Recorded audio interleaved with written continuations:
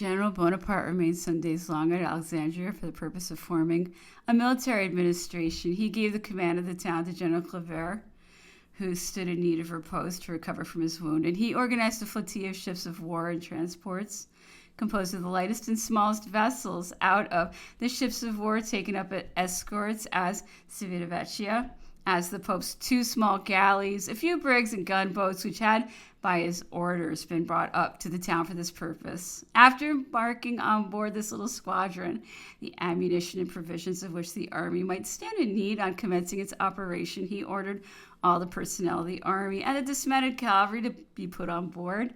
The next directed the squadron to set sail in his presence and proceeded to the mouth of the Nile, which it was instructed to ascend, keeping always abreast of the army. He left at Alexandria the commission of learned men who were not to follow until he should have arrived at Cairo. After completing these arrangements, he quitted Alexandria and proceeded on the road taken by Desaix and Bone's divisions, which he came up with at David hour.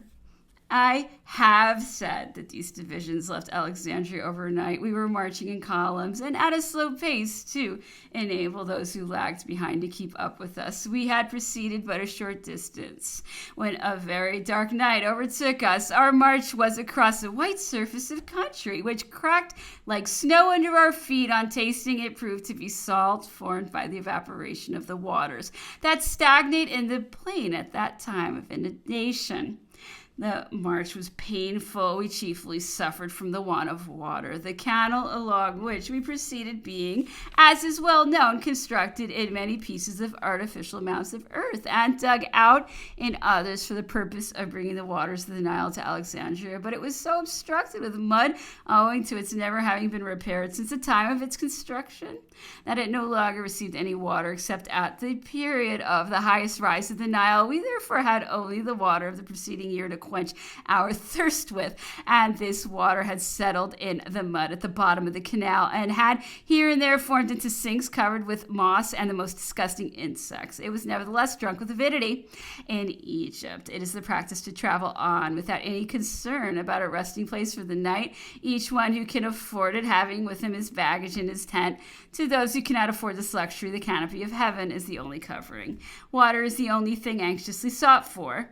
The pains bestowed by the wretched public administration of this country being solely directed to the object of procuring water by means of wells for travelers or beasts of burden. Beta is the first station on the road leading from Alexandria to David hour. This was also to be our first halting place, and we had been provided with a guide for the journey. We halted from time to time in order to enable the soldiers to overtake the main body where they could not find out the road when they had wandered from it.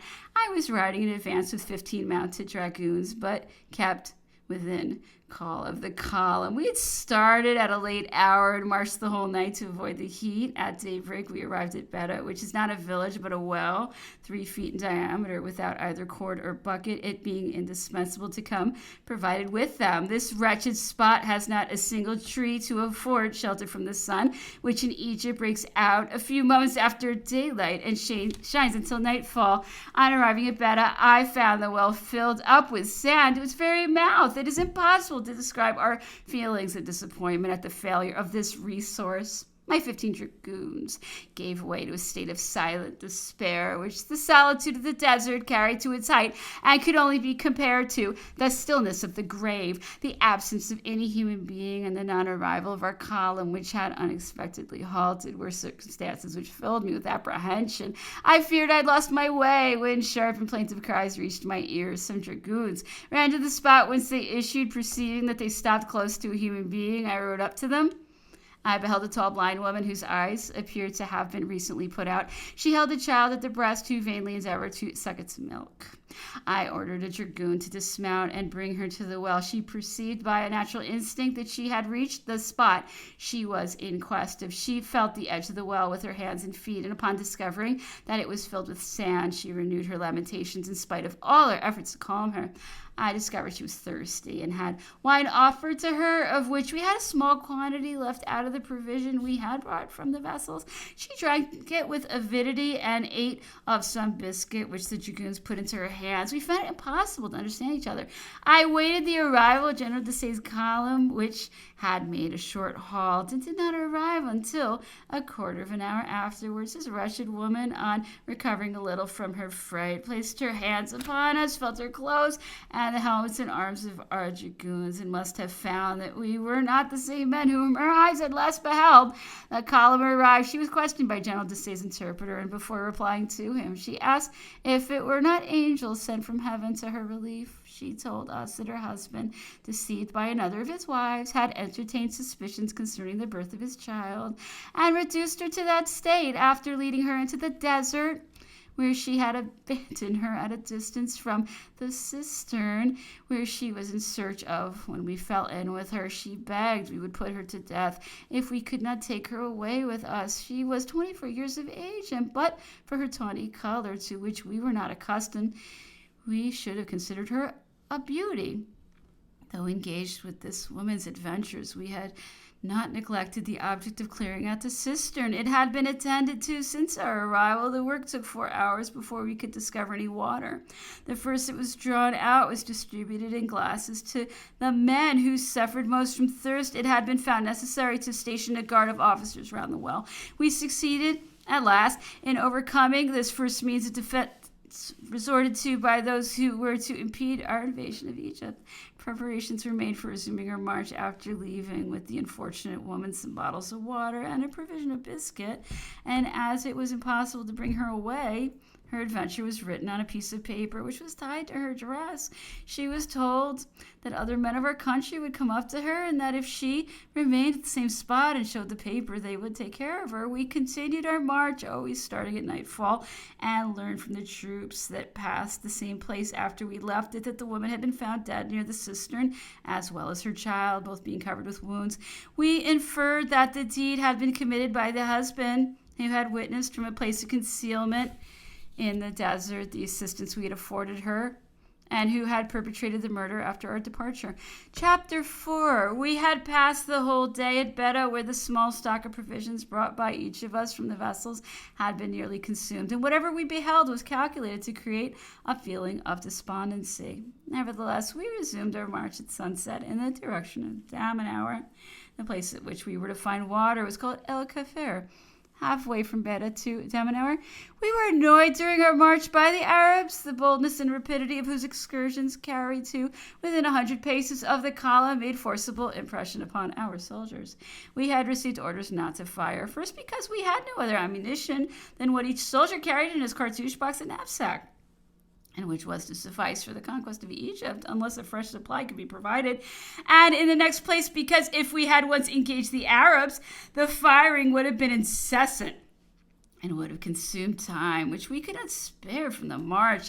The night was extremely dark when we arrived at El Kafir, and although we could not see the place, we took up our position as well as we could in its vicinity. Each column formed into a square and remained in that situation until the approach of day. A slight but unavoidable disorder was the result of this position, which could not, however, be altered until daylight. The soldiers, in searching for water to allay their thirst, discovered outside of the village a cistern used for the purpose of watering some cultivated land. The report of this discovery was no sooner spread than everyone rushed towards the cistern, and the crowd became so great that those who were drawing up the water were in danger of being thrown in. Those who could not approach the cistern hit upon the idea of crying out that the water had been poisoned. The stratagem succeeded. Even the most thirsty drew back, and its contrivers obtained free access to the cistern. During the stillness of the night, a sentinel fancied he saw an Arab and fired. The alarm spread in all directions. Everyone sprang up, and without reflecting that it had been formed impossible to alter the position of the troops owing to the darkness of the night, each soldier fired. This sudden terror might have occasioned some serious accidents, but it was not attended with any more fatal consequence than the dispersion of the greater part of our horses. As the country was wholly unprovided with wood, it had been impossible to tie them. They were besides so completely knocked up that the precaution was considered almost superfluous, being loose, therefore. When the firing commenced, they took fright and ran away without it being possible to pursue them. The artillery preserved only such as were attached to the gun carriages, but the leaders which had been untied for the purpose of enabling them to turn round and feed with the wheel horses, were lost together with the greater part of the horses belonging to the cavalry and staff, and even the charger usually rode by General Desaix. Such of them as were not taken by the Arabs who were hovering around us proceeded from a natural instinct in the direction of the Nile towards Rosetta, where General Ducas' division, which had already arrived there, collected them and restored them to us a few days afterwards. That division was greatly alarmed at seeing so many horses flying in disorder with their saddles and harnesses, and concluded that we must have met with some severe check. On the morning after this adventure, we found ourselves in a very awkward predicament. The loss of the cavalry horses could easily be put up with, not so, however, with respect to the draft horses belonging to artillery. The order was accordingly given for taking all those that had not fled, and General Desaix, desirous to set the first example, gave up the only one he had saved. The artillery was fortunately provided with a cartload of harness, which proved of invaluable service to us on this occasion, and we were eventually enabled to resume our march. Previously to quitting our position, we entered the small village of El Kafir, which the inhabitants had surrounded with a wall built of sun-baked bricks. This wall was about 10 feet high, surrounded with battlements and flanked with towers as a protection against the Arabs, whose whole life is a scene of plundering warfare. A real Arab possesses nothing beyond his horse, generally a beautiful one, and his lance. It is a principle with him that if a robbery can procure him the cost of his horse and 20 paras, 15 sous, besides, he should not hesitate to attempt it. Arab children are reared up in the midst of privations. To abstain as long as possible from drink is a qualification instilled in them as paramount to every other. Accordingly, when Arabs praise their children, they lay stress on the number of days they can resist thirst. General Desaix sent me with his interpreter to El Kafir to endeavor to purchase horses. He was naturally averse to plunder and disorder, and he carried the virtues of disinterestedness and probity to so great an extreme that his soldiers were occasionally the sufferers from them, but the respect they bore their general never failed to secure him their admiration and attachment. I succeeded in purchasing for him a serviceable horse, the only one he rode the whole time he was in Egypt, and another for myself.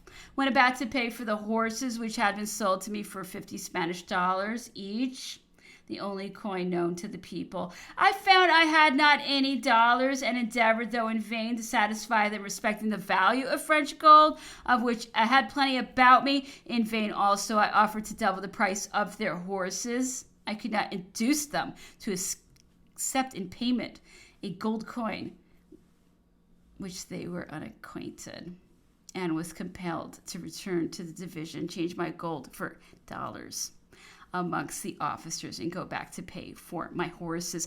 A soldier of my escort, having noticed the ignorance of these people, purchased dates and tobaccos from them, and gave in payment a large white button, which he took out of his pocket. The Turkish tradesman returned him some change in small coins named paras, which the soldier counted before him, as if to ascertain whether the change was correct, and went away satisfied. But he took care to relate the story to his comrades. It was not thrown away upon them, for they all availed themselves of the same means to procure the small articles they stood in need of, and which they could otherwise have obtained only by means of plunder, which was strictly forbidden. This little species of fraud was carried on until the period of paying the taxes, when these good people must have discovered the deception practiced upon them by the refusal of the collector to take the buttons in payment. We had recruited our strength at this little village of El Kafir, where we had purchased an abundance and variety of provisions, with the exception of bread, which was not to be had. We proceeded on our march this day at an earlier hour, preferring a slight inconvenience from heat to running the risk of a renewal of the misfortune of the preceding night. On leaving El Kafir, we followed the road to Damanhour. We expected to arrive the same night. We had heard so many brilliant descriptions of this town that we all marched towards it with the sensations we had formerly felt on approaching one of the splendid Italian cities. Great was our disappointment on beholding a heap of decayed houses, denominated a town merely because this is the largest place between Alexandria and the Nile. It stands in a plain of an extent which the eye cannot reach. It is supplied with water from wells only, and except except a few stones scattered here and there amidst the ruins of ancient monuments. The smallest pebbles could hardly be met with. Generally speaking, there are no stones to be found in Egypt. General Desaix caused his division to bivouac in an enclosure of a very fine orange and pomegranate trees, having a cistern worked by a wheel. For the purpose of watering them, the men found themselves well quartered, and Damanhur supplied us with some provisions. We were overtaken at this place by General Bonaparte and the whole staff. Messieurs Monge and Berthollet were with him. He showed himself greatly displeased at the manifestations of discontent prevailing among the soldiery, owing to the privations they had already suffered and which they were apprehensive again encountering. He could afford them no relief and promised that by perseverance the army would shortly be in the midst of abundance. We remained 2 days at Damanhur and then marched to Ramenier, another small town at the junction of the Canal of Alexandria with the Nile. General Bonaparte took the lead with an escort of mounted guides, his aides-de-camp, and the officers of his staff, leaving the equipages of the headquarters in the rear of General Desaix's division, which had resumed its march along the borders of the canal. He knew that Dugua's division had reached Rosetta and had sent orders for it to march upon Romagné, where it was expected to have arrived. Nothing had yet been discovered in the plain when he left us and moved forward with his escort. We had been marching for a few moments when a firing of musketry was heard behind us. We made a short halt and saw a cloud of dust every moment drawing nearer to us. It proceeded from the headquarters, which had started in a body for Romagné with all its baggage and had been attacked by a cloud of Arabs who came upon them like a swarm of bees. The escort accompanying that convoy consisted of foot guides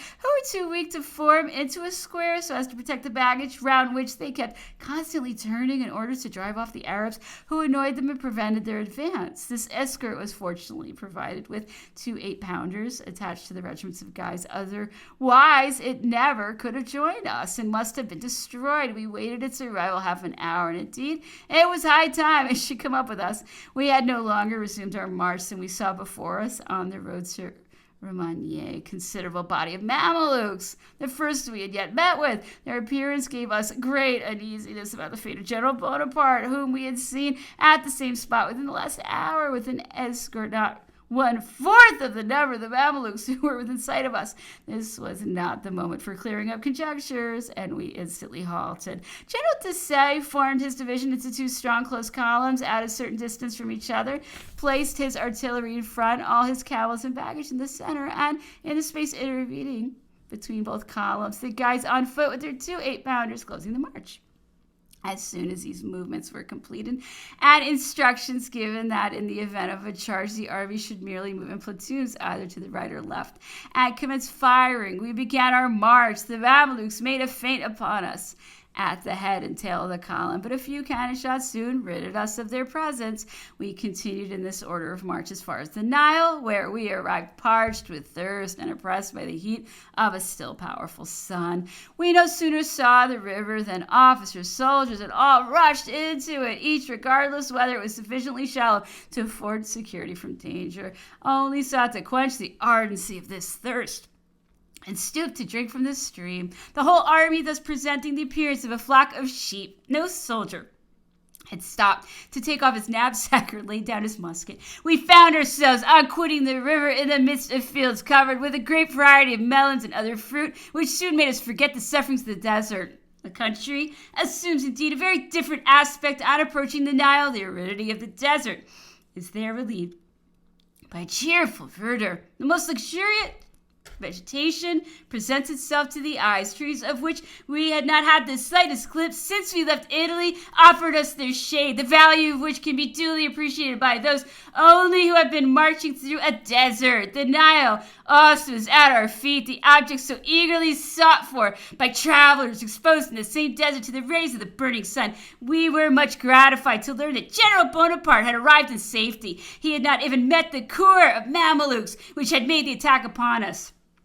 The whole army was united at Romagné on the banks of the Nile, and the small squadron which had quitted Alexandria for the purpose of entering the Nile, but actually ascended it, and was at anchor abreast of the army. We remained in this position nearly a day, Previously to resuming our march upon Cairo, which we did without quitting the borders of the river, the flotilla ascending as we advanced. We no longer suffered from the want of water. We had melons, lentils, and rice in abundance, and heaps of wheat ready thrashed. What we felt most difficulty in obtaining was bread, and for the greater part, we reached Cairo without having tasted any. At each step of our advance, General Bonaparte quickly foresaw everything that was to be done. First, to render available the resources of the most fertile country in the world, and give them suitable application, and also to secure to himself a glory of a different character from that which he had so abundantly acquired.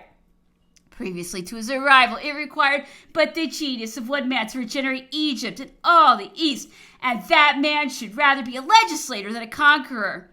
The country has so often been the prey of conquerors in becoming their prize, and it holds them in as much abhorrence as the plague. The monarch, however, who would put an end to the evils attendant upon the yoke which oppresses them, would be hailed as the greatest of human beings by this wretched people, who are strangers to the rights of property, and incapable of inquiring or disposing of any, the harbinger of the benefits of civilization, unattended by a corruption too often following in its train, might be forever secure in their attachment. There can be no question but that the Directory, in sending General Bonaparte to Egypt, had no other object in view than to get rid of a chief who had acquired popularity by his victories and whose services they considered to be no longer necessary to them. On his own part, he had eagerly accepted his mission.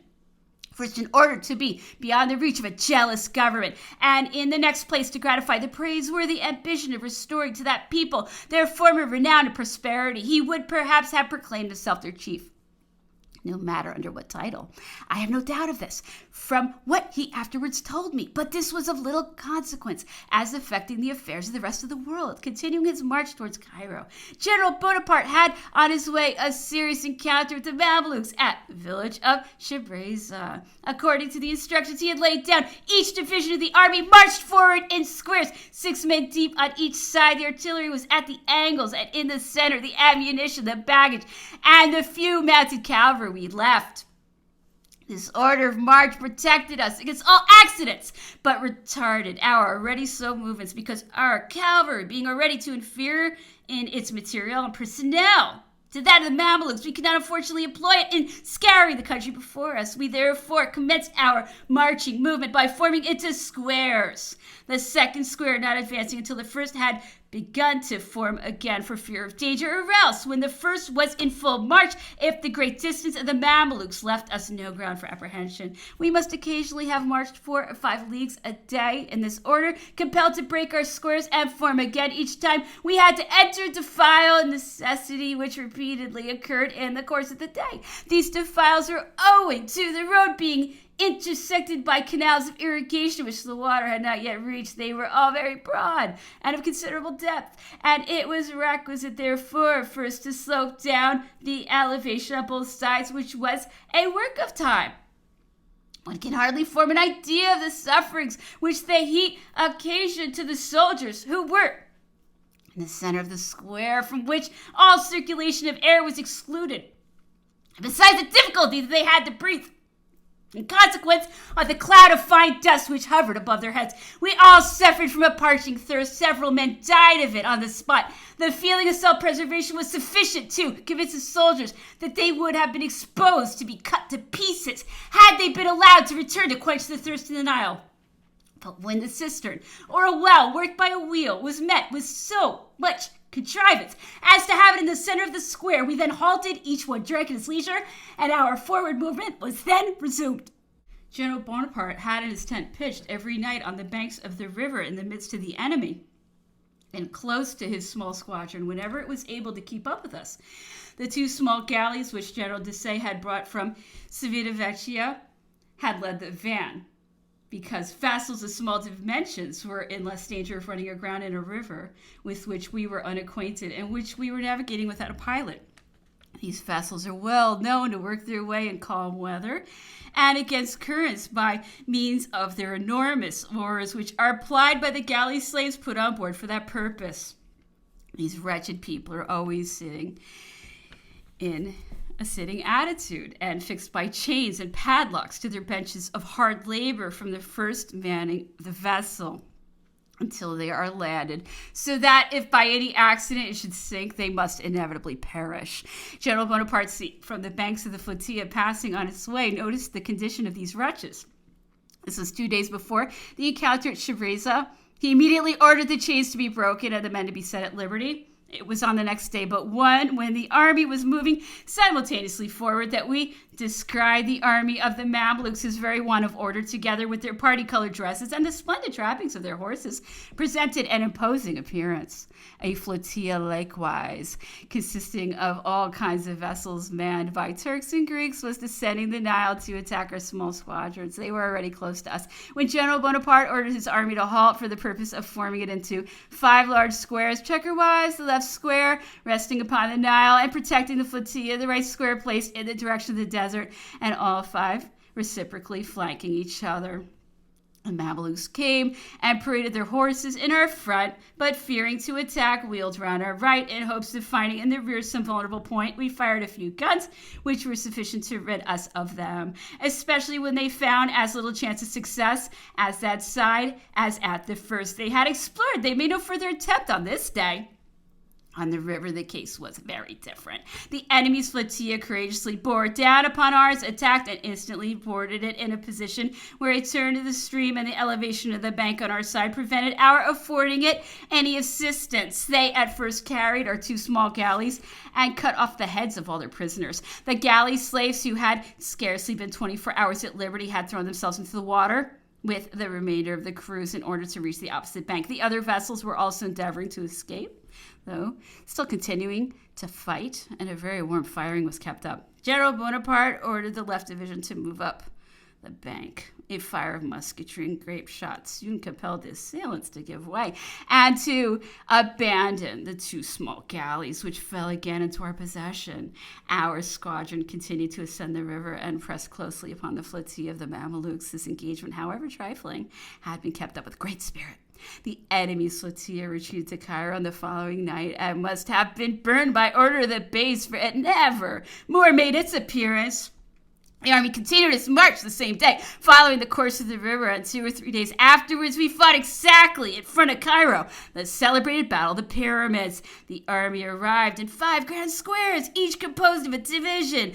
Ours was quite close to the Nile, and our right was in the direction of the pyramids. The Mamelukes were stationed at the village of Amba Bay, where the Nile must be crossed in order to reach the Bulak, one of the suburbs of Cairo. They had fortified this village towards the Nile by digging a ditch, behind which they were seen ready mounted on their horses. Behind this ditch they had indiscriminately placed 20 pieces of cannon, which kept playing upon our left square, which was the first that approached them. The other 4 squares marched abreast of the left in the direction assigned to each. Desaix's division was on the extreme right and had Regnier's division on its left. General Bonaparte was with Bon's division in the center. He caused the village of Mbabe to be attacked by the left division, which was nearest to it. The village was immediately carried, the artillery taken, and the Mamluks routed. Whilst this attack was going on, the more numerous body of Beys, followed by their Mamluks, suddenly made their appearance in front of the squares, composing Desaix's and Regnier's divisions, the soldiers of which were only attending to the movements on the left. The mirage, so prevalent in Egypt, the effect of which was yet so novel to us, led us to imagine when we first saw them that they were at some distance, and no sooner had we descried them than, in consequence of the mirage, they were upon us. We had scarcely time to give the alarm and open our fire when we found that this formidable cavalry had already surrounded us. So great had been the rapidity of its charge that we were unable to alter the position of our 2 divisions, which massed one another to nearly the extent of half a battalion in front. The danger was pressing. We commenced firing, never supposing that the 2 divisions, which were only 100 paces asunder, would be under the necessity of keeping up a fire towards those parts of their flank front which massed one another for a few yards. The contrary, however, came to pass. The charge of the Mamluks was extremely impetuous in our front, where a fire of grape shot and musketry brought the men and horses down in heaps round our square. But what exceeded everything else in extravagance and daring was that all who escaped this destructive fire still rushed on with so much rapidity as to penetrate into the space between Desaix's and Reynier's divisions under the incessant fire of both faces of the divisions, which played upon them at the distance of 50 paces. Not a single Mameluke retreated, and it is remarkable that a smaller number fell in their charge through this opening than on their first charge upon our fronts. About 20 of our men fell from each other's fire, an accident occasioned by the too great proximity of the divisions, although the troops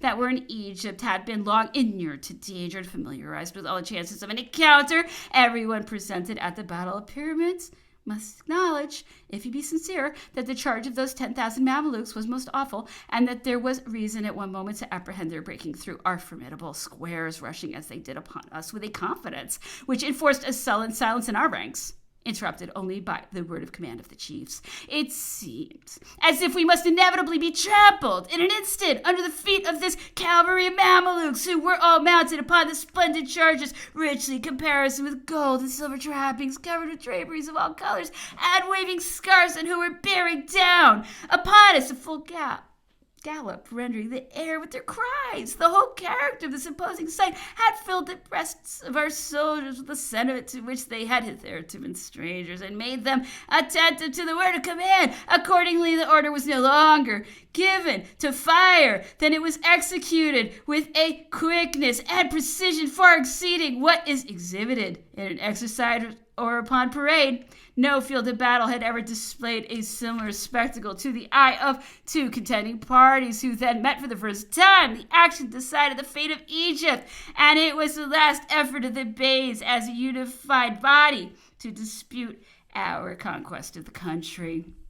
They dispersed the same night, the two most powerful amongst them, Murad and Ibrahim, whose former misunderstandings had rendered them mistrustful and exceedingly wary in what related to their personal interests, still continued rivals of each other. Ibrahim recrossed the Nile with the lesser Beys, his feudatory dependents, and without stopping at Cairo, took the entrance to the desert of Asia for those of his Mamelukes who had not joined him since the battle, to enable his harem and baggage to reach Syria. Murad, on the contrary, took with his vassals the road to Upper Egypt, descended the bank of the river, being followed by his retreat by the flotilla at his command. General Bonaparte, on the very night of the battle, established himself in the town of Giza at Murad Bey's residence. The army followed, and on the next day he took possession of Cairo.